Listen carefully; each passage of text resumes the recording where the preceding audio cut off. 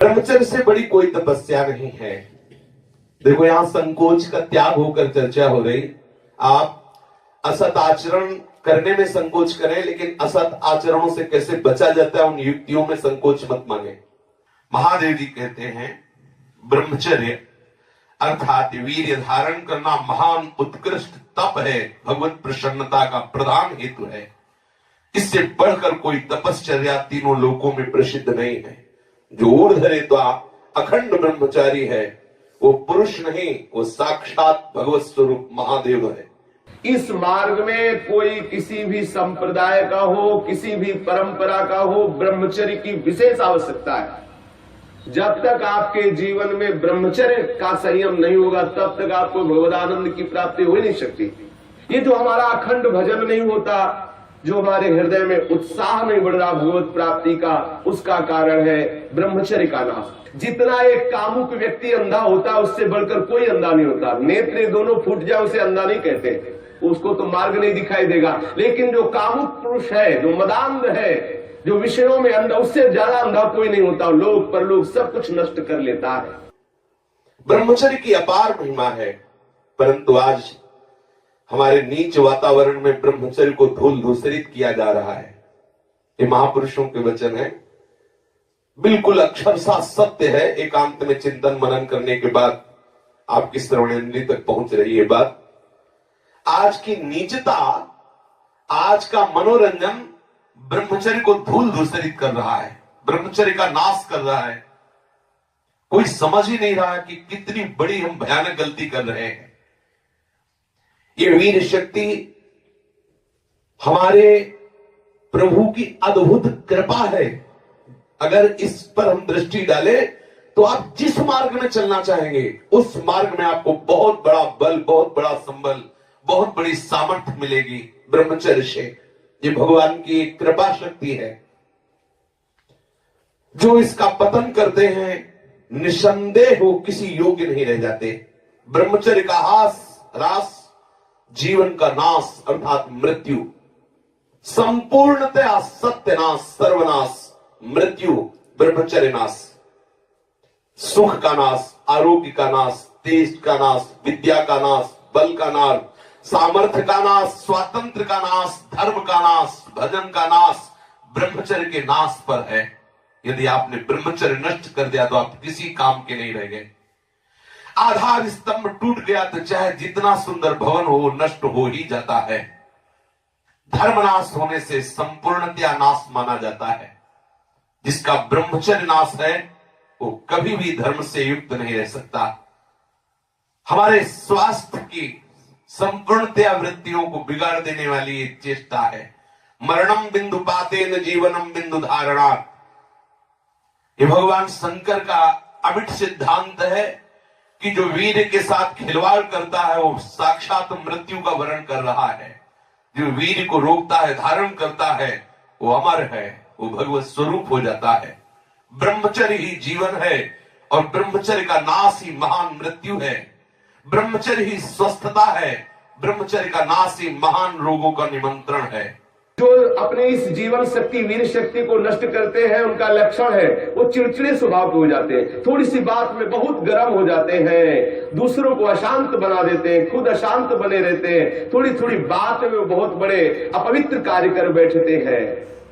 जिन्हें ब्रह्मचर्य व्रत रखने की बात जिनके जीवन में आए वो महाक्रोधी हो जाते हैं, ईर्ष्यालु हो जाते हैं, पापात्मा बन जाते हैं और घोर विषयों के गुलाम बन जाते हैं। जैसे जैसे उनकी जीवनी शक्ति नष्ट होती वैसे वैसे उनको लगता है कि विषय में सुख और है, इससे नहीं तो इससे, ऐसी वासना बढ़ करके उनकी महादुर्गति हो जाती है। यदि आप अपनी इंद्रियों को नियंत्रित नहीं किए, आपने अपने को संयम में नहीं रखा तो सबसे बड़ी मूर्खता कर रहे हो। आप ठगे गए, अपने आप से आप ठगे गए। सावधान, जिसने अपनी इस जीवनी शक्ति का अपव्यय कर दिया उसका जीवन नष्ट हो जाता है, कुछ भी करने लायक नहीं रहता। वो केवल एक नाटक होता रहता है, अंदर अंदर उसको वही चिंतन चलता रहता है उसी विषय सुख का। और अवसर आने पर ना प्रगट में अवसर ना आया तो चिंतन मात्र से। देखो, इस शरीर में कहीं भी वीर की शक्ति की थैली नहीं है। जैसे पित्त की थैली, ऐसे ऐसे अलग अलग, ऐसे कहीं भी कोई कोष नहीं है। कोई ऐसा शरीर में स्थान नहीं है जहां से आज भी डॉक्टर ऑपरेशन करके निकाल सके कि देखो ये वीर शक्ति का स्थान है। हर नस नाड़ी में वो व्याप्त शक्ति है। जब आप मन से संकल्प करते हैं उसी समय वो पूरे शरीर से संचित होकर एकत्रित हो जाती है। उस एकत्रित होने वाली नाड़ी का नाम है मनोवाह। और जिस समय आपने कामता पूर्वक संकल्प, आगे वर्णन आएगा, संकल्प किया उसी समय आप बेकार हो गए। वो भले किसी कारण से बाद में वो शक्ति नष्ट हो, लेकिन बेकार आप उसी समय से हो गए। इसलिए सावधानी पूर्वक गंदे क्रियाएं, गंदे लोगों का संग और गंदे विचारों को अपने अधीन किया जाए। ब्रह्मचर्य के अभाव में हृदय सूखने लगता है। भगवत प्राप्ति की क्या, संसार की उन्नति की भी भावना नहीं रह जाती। लोक परलोक सब उजड़ा हुआ नजर आता है। जो ब्रह्मचर्य छीण करता है उसकी स्मृति का नाश हो जाता है, नेत्रों में कम दिखाई देने लगता है और लघुशंका के साथ वीर शक्ति का स्खलन होने लगता है। वो जान नहीं पाता, उसकी जीवनी शक्ति नष्ट होने लगती है। वो बिना किसी कारण अशांत बना रहता है। लाखों चिंताएं उसके मन में डुलने लगती है। वो दुर्बल होने लगता है। बड़ा निद्राल का वो वशीभूत हो जाता है। जरा सा निद्रा रही, जरा में हम तो देखते हैं लोग बैठते ही सोने लगते हैं और मोटापा बढ़ जाता है, आलस्य बढ़ने लगता है, उदासी आने लगती है, हृदय में घबराहट पैदा होने लगती है, श्वास अवरोध होने लगता है, कष्ट से श्वास या श्वास तीव्र गति से चलने लगती है, यक्षमा हो जाता है, पृष्ठशूल रोग हो जाता है, कटिवात हो जाता है, शिरोवेदना बढ़ने लगती है, जोड़ों में दर्द होने लगता है, दुर्बल हो जाता है और निद्रा के समय उसका जो शक्ति है वो क्षीण होने लगती, बह जाती, उसको पता ही नहीं लगता। मानसिक अस्थिरता, विचार शक्ति की दुर्बलता, ये भयानक भयानक कमजोरियां उसके जीवन में प्रकट हो जाती है, जो इसे मनोरंजन समझता है। सावधान, अगर आप अशांति से हटकर शांति में जाना चाहते हो, दुख से बचकर महासुख का अनुभव करना चाहते हो, तो ब्रह्मचर्य पर दृष्टि दीजिए। ब्रह्मचर्य चारों पुरुषार्थों का, धर्म अर्थ काम का मूल है। ब्रह्मचर्य भोग और मोक्ष प्रदान करने वाला है। वीर अनंत अनमोल सिद्धि है। इसी वीर के बल से जिस देवता को चाहो तुम अधीन कर सकते हो, उसके नाश से तुम पूर्ण पतित नीच बन सकते हो। बिना ब्रह्मचर्य धारण किए हुए कोई पुरुष कदापि किसी भी श्रेष्ठ पद का अधिकार नहीं प्राप्त कर सकता। वीर भ्रष्ट पुरुष कदापि पवित्र नहीं, कदापि धर्मात्मा नहीं, कदापि महात्मा नहीं हो सकता। वो दंभ और पाखंड भले कर ले। बिना ब्रह्मचर्य के प्रत्यक्ष इंद्र भी तुच्छ है, पद दलित है। साधारण मनुष्यों की तो बात है क्या, परमार्थ के पथ पर या व्यवहार के पथ पर जिधर भी तुम जाना चाहते हो, अति आवश्यक है ब्रह्मचर्य। समस्त विद्याओं की सूक्ष्म रहस्य को प्रकाशित करने वाला ब्रह्मचर्य, समस्त वैभवों की सिद्धियों को प्रकाशित करने वाला ब्रह्मचर्य, समस्त सौभाग्य का उदय करने वाला ब्रह्मचर्य। ब्रह्मचर्य सर्वश्रेष्ठ मंत्र है, ब्रह्मचर्य सर्वश्रेष्ठ तपस्या है, ब्रह्मचर्य सर्वश्रेष्ठ बल है, स्वतंत्रता है, महान उन्नति है।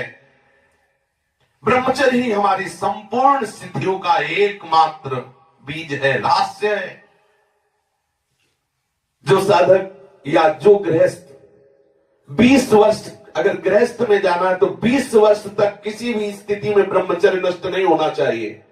यदि ब्रह्मचर्य नष्ट करते हैं तो वो गृहस्थी के योग्य नहीं रह जाते।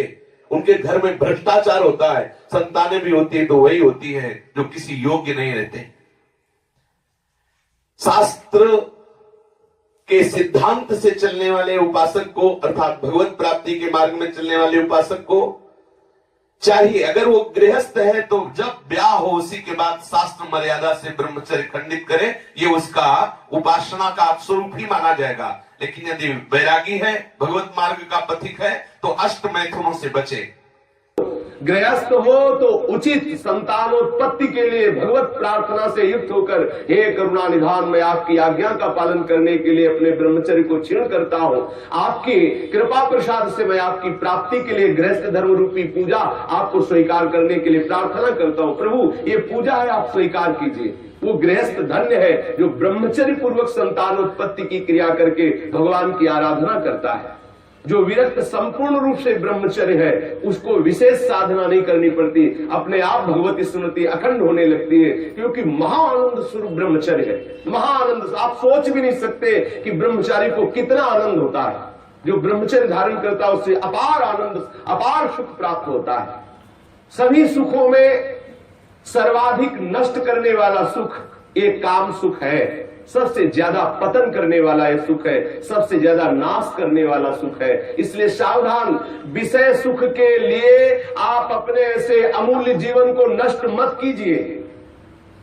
पहले जो गृहस्थ जन होते थे ब्रह्मचर्य, 25 वर्ष तक तो सब कोई ब्रह्मचर्य रहता था, चाहे वो गृहस्थ हो, चाहे वो विरक्त में जाना हो, चाहे वो जिस मार्ग में जाना हो। 25 वर्ष तक तो सबकी नींव ब्रह्मचर्य से युक्त होती है। अब 25 वर्ष तक तो हजारों दुर्गति हो जाती है, क्योंकि ऐसे ऐसे साधन चल चुके हैं, ऐसा कुसंग हो चुका है, वो दृश्य देख देख करके उनकी भावनाएं दूषित हो गई, वो अपने को नष्ट कर लेते हैं। फिर क्या रह गया जीवन? ये अमूल्य मनुष्य जीवन किस काम का रह गया?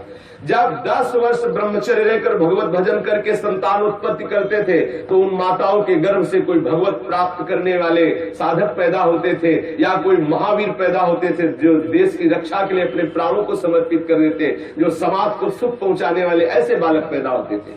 ब्रह्मचर्य के बिना पूर्ण, चाहे गृहस्थ हो चाहे विरक्त हो, कोई भी हो, वो पूर्ण पशु जीवन है, पूर्ण पशु जीवन है। सांसारिक व्यक्ति बनकर के मत अपने जीवन को नष्ट करो, आप अपने हाथों से अपना नाश कर रहे हो। ध्यान रखो, ये गलती जो तुम कर रहे हो ये आपको दोबारा मनुष्य जीवन मिलने वाला नहीं है। ऐसी गलती करके तुम्हें बहुत पछताना पड़ेगा। मौज मस्ती, लोग काहे की मौज मस्ती? धर्म मर्यादा का नाश करके, गुरुजनों की बनाई हुई शास्त्र मर्यादा का नाश करके तुम सुख प्राप्त कर सकते हो।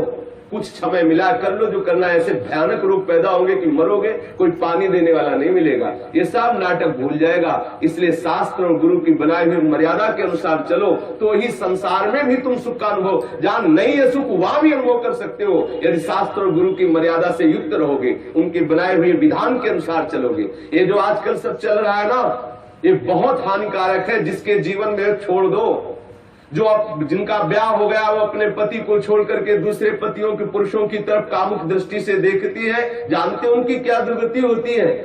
हाँ, पति वंचक परपति रति करई, रौरो नरक कल्प शत परई, और विधवा होए पाए तरुणाई, अगला जन्म होगा और वैधव्य को प्राप्त हो जाएगी। जो पुरुष अपनी पत्नी का त्याग करके पर स्त्री से गमन करता है तो नरक में जाकर के उसको तपाए हुए लोहे की लाल लाल ऐसे स्त्री आकृति से उसे हजारों वर्षों तक चिपकाया जाता है और जलता रहता, वहां मरना तो है नहीं।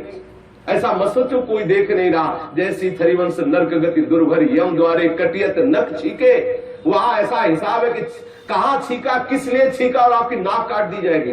मतलब वहां उंगली उठाने पर आपको दंड है, किस लिए उठाया, किसको उठाया, किस कारण से उठाया, किस समय में उठाया, एक एक वस्तु का हिसाब है। आप समझते हो मुझे कौन देख रहा है, क्या जान रहा है, मौज मस्ती ले लो। कुछ समय दिया गया आपको, ये मनुष्य जीवन कुछ समय दिया गया। आप चाहे जो कर लो, चाहे जितना दुराचार कर लो या सदाचार करके श्री कृष्ण को रिझा लो, या दुराचार करके नरक की यात्रा कर लो।